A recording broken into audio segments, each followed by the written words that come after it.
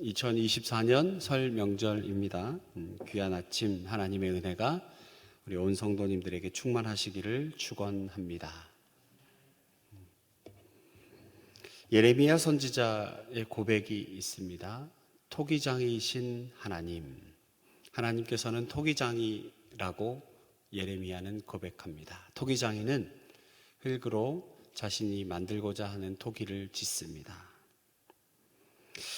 토기장이신 하나님, 그런데 그렇게 정성을 다해 만들어 놓은 피조물을 하나님께서는 왜 내치셨는가? 욥기서를 관통하는 어리석은 인간들의 질문입니다. 오늘 본문의 말씀은 욥 친구 나아맛 사람 소발의 대답입니다. 지금까지 엘리바스, 그다음에 빌닷에 이어 오늘 또 다른 친구인 소발이 고난 중에 있는 욥에게 욥이 현재 당하고 있는 고난에 대한 원인을 찾아냈고 그것을 들이대며 몰아붙이고 있습니다. 욥의 친구들은 욥을 공격하고 있고 욥은 친구들의 공격을 방어하고 있습니다. 그 변론의 주제는요, 의입니다. 옳음이지요. 욥의 친구들은 욥이 의롭지 못한 결과로 지금 이런 고난을 겪고 있다. 그러나 욥은 그렇지 않다.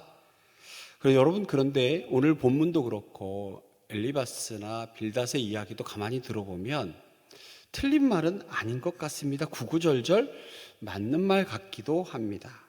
그렇지만 욥기서의 저자이신 하나님께서 우리에게 주시는 교훈, 그것은 죄와 형벌에 대한 판단을 함부로 정의하지 말라라고 하는 것입니다. 내 경험과 지식의 틀 안에 하나님을 가두어 두지 말라는 것입니다. 하나님은 오묘하신 분입니다. 신비로우신 분입니다. 그렇기 때문에 현재의 고난을 죄로 인한 형벌로 함부로 말하지 말라는 것입니다. 죄 때문에 형벌을 받아야 한다면 아마도 욥을 찾아온 친구들, 이미 욥과 비슷하거나 더한 형벌을 받았을지도 모릅니다. 그리고 결정적으로 예수님의 십자가는 어불성설, 우리 죄인들에게 어울리지 못할 이야기일 뿐이라고 하는 것이죠. 결국 하나님은 욥과 욥의 친구들의 변론을 통해 깨달음을 주고 계십니다. 오직 하나님만이 의로우시며 그 의는 하나님께로부터 나오는 것임을 일깨워 주고 있는 것입니다. 누구나 자기 스스로 자기를 의롭다고 해서 의로워지는 것이 아니고 누군가 너 정말 의롭구나 라고 해서 의로워지는 것이 아니라 오직 의의 하나님께서 의롭다고 하시기 때문에 의로워지는 것이죠. 바로 우리 주 예수 그리스도 안에서 하나님께서 사람을 의롭다 하시기에 사람이 의로워지는 것이고 우리가 믿음으로 주를 고백할 때 의인 그리고 성도의 길을 가는 것입니다. 오늘 본문 2절에서 4절까지 말씀을 보면 우리 어제 읽었던 본문에서 욥이 한 말을 거론하며 너는 너 스스로 정결하다고 말하는구나 라고 욥을 비판하고 반박하고 있습니다. 세상에는 많은 언어들이 있습니다. 나라마다 종족마다 사용하는 언어가 있지요. 그리고 그 언어의 수가 정확히 얼마가 되는지는 알 수 없다고 합니다. 그럼에도 불구하고 이 세상에는 두 가지 중요한 언어가 있습니다. 바로 사람의 입에서 나오는 말과 하나님의 말씀입니다. 이 두 개의 언어로 역사는 이루어졌습니다. 언어적 존재인 사람에게 그 언어를 통한 소통이 중요하다 할 수 있습니다. 언어를 통해서 일이 진행되고 문제가 해결되기도 하고 관계가 발전되기도 하기 때문입니다. 사회학적인 동물은 인간이 다른 동물과 다른 가장 큰 차이를 언어이다라고 하는 연구 결과가 현재 학계에서 가장 보편적인 이론으로 받아들여집니다. 그래서인가요? 대화와 관련된 책들이 많이 나와 있고 기업체에서도 올바르게 대화하는 법, 이것을 리더십 강의로 하고 있고 대화의 기술에 큰 관심을 갖기도 합니다. 그럼에도 불구하고 이 사람들에게는 우리 입술에서 나오는 사람의 말보다 우선적이고 중요한 것이 있습니다. 그것은 하나님의 말씀입니다. 아무리 강조해도 지나치지 않습니다. 하나님의 말씀이 사람의 말보다 우위에 있고 우선권을 가집니다. 왜냐하면 인간의 언어가 있기 전에 하나님의 말씀이 있었고 그 말씀이 온 천지 만물을 창조하셨기 때문입니다.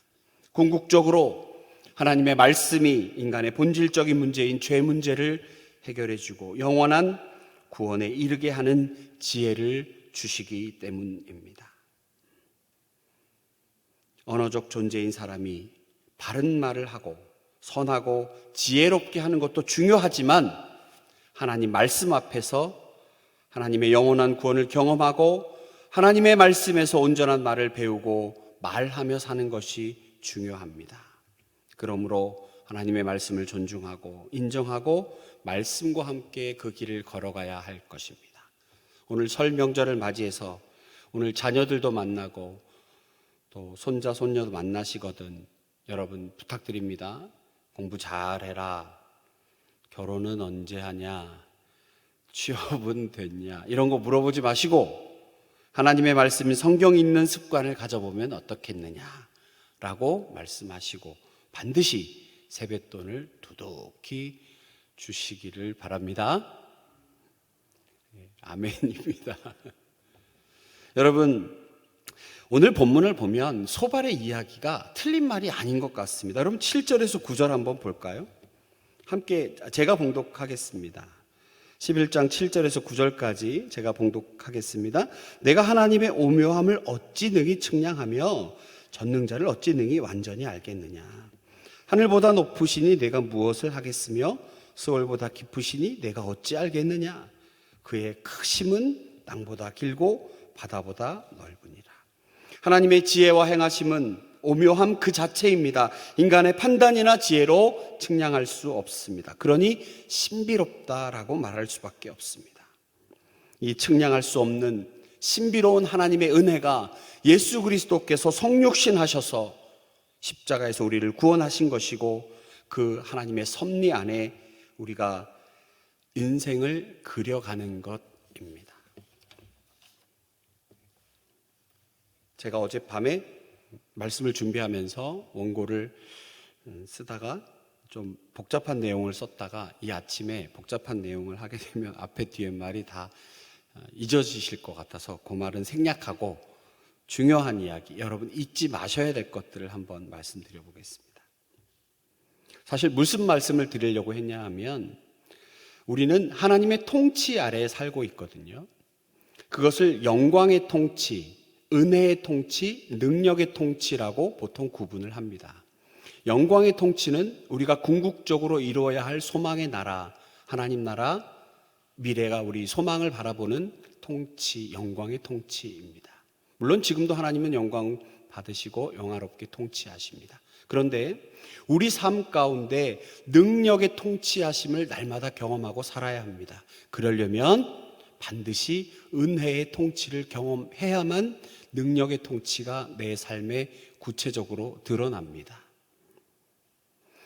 10절에서 20절까지 보면 하나님은 죄에 대해 상관하지 않으시거나 모르시는 분이 아니라 반드시 죄를 심판하시는 하나님이다 라고 증언합니다. 여러분 11절 말씀입니다. 어찌 보면 오늘 11장 11절의 말씀이 주제와도 같은 말인데요. 하나님은 허망한 사람을 아시나니 악한 일은 상관하지 않으시는 듯 하나 다 보시느니라. 하나님은 죄를 상관하지 않으시는 분, 그렇지 않습니다. 죄에 대해서 무관심하거나 방치하거나 용납하시지 않습니다. 오히려 죄를 멀리 하시고 죄와 가까이 할 수 없는 거룩하신 분입니다. 그리하여 모든 악함과 불의와 죄를 심판하십니다. 그러므로 하나님께 회개하고 용서 구하고 죄에서 돌이키는 것이 인생의 정답입니다. 궁극적으로 말씀하신 대로 우리가 죄인임을 깨닫고 인정하고 오직 예수 그리스도 십자가만을 의지해야 하는 것입니다. 지금은 죄가 넘치는 시대입니다. 함부로 말하고 함부로 써대고 함부로 사진 찍어 올리고 쉽게 동조하고 그것을 즐기고 사탄의 문화가 습성이 된 어찌 보면 절망의 시대입니다. 남을 밟아야 내가 일어서는, 한마디로 사람들이 죄에 병들어 있습니다. 그런 인생에게는 약속의 소망은 없습니다. 그러므로 하나님 말씀에서 하나님의 의를 체험한 우리들은 누구보다 우리 입술에 파수꾼을 세우고 근본이신 하나님을 기억하며 말씀과 함께 말씀 따라 온전한 그리스도인으로 살아가야 합니다. 우리 삶에서 능력의 통치하심을 경험하기 위하여 날마다 하나님의 은혜의 통치를 경험해야 합니다. 여러분, 아무리 보아도 소발의 말은 다 일리가 있어 보입니다. 그럴듯해 보입니다. 그러나 안타깝게도 하나님은 자신의 입으로 하나님은 오묘하신 하나님이라고 이미 고백해 놓고도 욥의 고난과 절규를 자기 스스로 판단하고 규정해 버립니다. 욥의 고난과 욥의 절규를 하나님의 그 신비한 영역에 맡겨드리지 못하고 있습니다. 내 경험과 내 지식이 광대하고 깊고 넓으신 그 하나님보다 앞서 있기 때문입니다. 그래서 이 소발의 말은 그럴듯해 보이지만 삶과 연결될 수 없습니다. 여러분, 우리 그리스도인들 하나님에 대한 위대한 고백을 많이 하며 삽니다. 입술로도 습관적으로도 광대하신 하나님, 전능하신 하나님, 신실하신 하나님, 이와 같은 하나님에 대한 거대한 고백들을 지금도 쏟아내고 있지만 그 말들이 한낱 허공을 울리고 사라지는 소리인지 소리가 아닌지, 우리 삶이 우리가 외쳐 부르는 것처럼 전능하신 하나님, 은혜의 하나님, 광대하신 하나님이라고 고백하면서도 우리의 삶이 그렇게 되지 못하는 것은 하나님보다 내 경험과 지식을 앞세우기 때문은 아닌지요. 그래서 나의 이웃과 가족과 자녀들을 그렇게 판단하기 때문이 아닌가요? 나의 경험과 지식으로 꽉 짜여진 그 삶을 살아가면서 어찌 오묘하신 하나님을 믿으며 살 수 있겠습니까? 말로는 믿는다, 믿음으로 고백했다라고 하면서도 전능하신 하나님의 그 오묘한 은혜의 하나님을 과연 우리는 믿으며 살고 있는지, 오늘도 오묘하신 전능하신 하나님께서 온 우주를 움직이셔서 저희에게 새날을 주셨습니다. 만물이 오묘하신 하나님의 신비를 따라 살아가듯이 하나님을 믿으며 살아가시는 여러분 되시기 축원합니다. 하나님을 믿음으로 이웃의 어떠한 고난도 상황도 규정하거나 정죄하거나 판단하지 말고 하나님의 신비한 영역에 맡겨드리며 그들을 위해 긍휼한 마음으로 손잡고 기도해 주어야 합니다. 기도해야 합니다. 내 삶의 여러한 고난과 상황, 원치 않는 고난과 내가 원하지 않는 방향으로 흘러가는 일들 때문에 내 함부로 판단하지 말고 하나님의 신비한 영역에 맡겨두시기 바랍니다. 기독교는 좁은 길을 가는 종교입니다. 기독교는 좁은 길을 따라가는 길입니다. 그러나 그 길 끝에 예수님이 서 계십니다. 신비하고 오묘한 길, 어떠한 고난과 상황 속에서도 소망을 잃지 않고 하나님이 이루실 일을 기대하며 살 수 있는 것이 바로 하나님의 자녀된 우리들의 길입니다.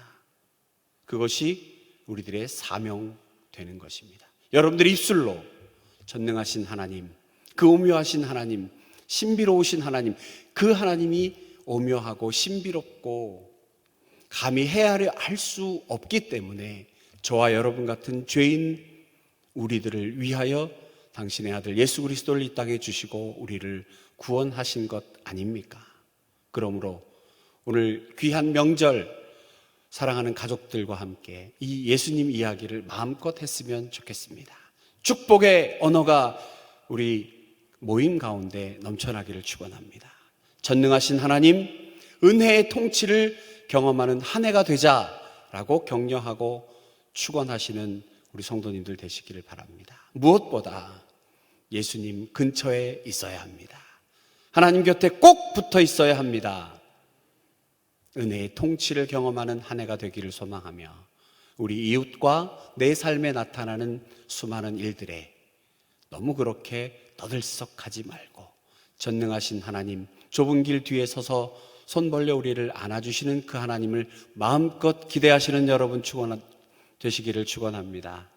오늘 행복한 명절, 즐거운 명절, 예수 그리스도 이야기가 넘쳐나는 명절 되시기를 축원합니다. 기도하겠습니다. 하나님 감사합니다. 저희들에게 새날을 주시고 온 우주 만물을 움직여 새날을 주시고 하나님 앞에 예배하고 기도하는 귀한 시간 주셨습니다. 하나님 오늘 주신 말씀을 붙들고 오묘하신 하나님, 전능하신 하나님, 그분께 나의 경험과 나의 지식과 내 생각을 절대로 앞세우지 말고 하나님께 맡겨드리는 우리의 삶이 되게 하여 주시옵소서. 우리들에게 사랑하는 가족 주신 것 감사합니다.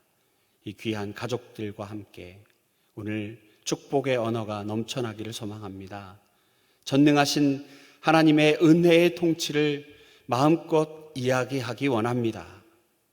예수님 이야기가 우리 가정 가운데 넘쳐나기를 소망합니다.